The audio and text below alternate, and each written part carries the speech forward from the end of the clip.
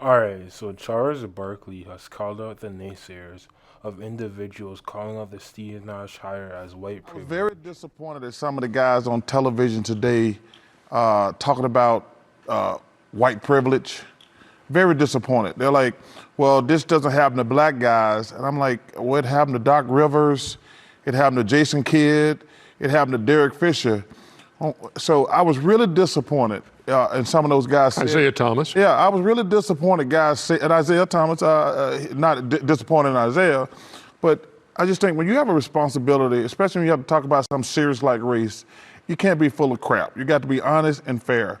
So listen, like I say, Steve Nash is a great player and a good dude, but I was so disappointed in some of these guys. So I said, dude, black guys have done this before. Now, do we need more black coaches in the NBA? Yes. Do we need more black coaches in college football? Yes.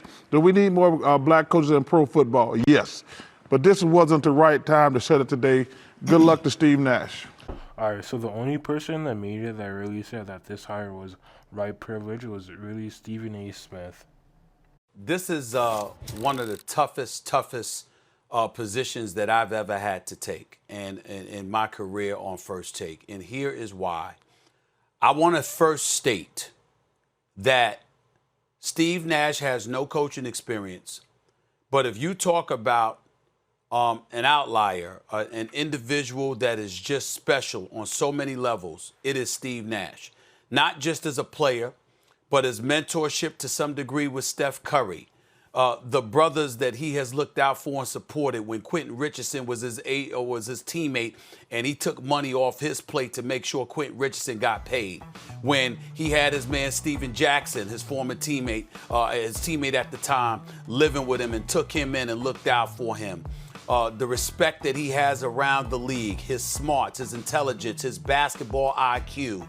Steve Nash is a sensational dude, and if anybody deserves this opportunity, absent the experience that obviously he has as a coach, it is him. It happened for Steve Kerr, who had never coached on any level before, but he took over Golden State, and look at the job that he's done. Steve Nash is widely respected and loved by a whole bunch of people in the NBA, black, white, and beyond.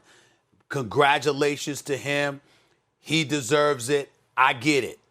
But this ain't about him, what I'm about to say. Ladies and gentlemen, there's no way around this. This is white privilege.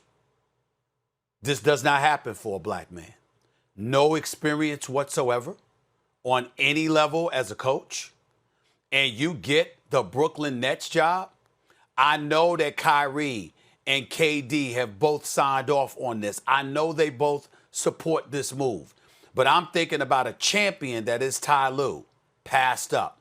I'm thinking about a guy who built the foundation for the Golden State Warriors in Mark Jackson, passed up.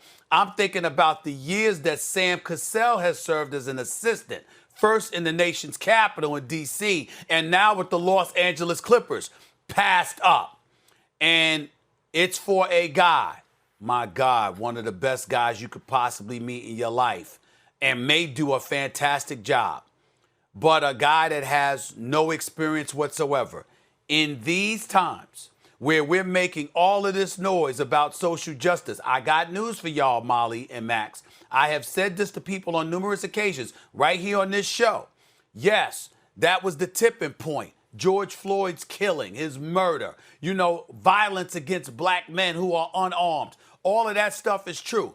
But the frustration, the protest, and all of these things that you've seen in the streets throughout America, emanating from the black community and disenfranchised communities, is that proverbial glass ceiling. And the fact that it breeds a level of frustration that we can't even put in the words sometimes. You just want to scream to the high heavens. How the hell does this always happen for somebody else other than us? Why is it that we have to be twice as good to get half as much? Why is it that no matter what we do and how hard we work and how we go through the process and the terrain of everything, somehow, some way, there's another excuse to ignore that criteria, to ignore those credentials, and instead bypass it and make an exception to the rule for someone other than us? So I'm depressed right now because I have to bring that up. I kind of agree with Charles Barkley here because there have been many coaches that got a job without any really high head coaching experience. Plus, Steve Nash is an ex-player, so there's an experience there.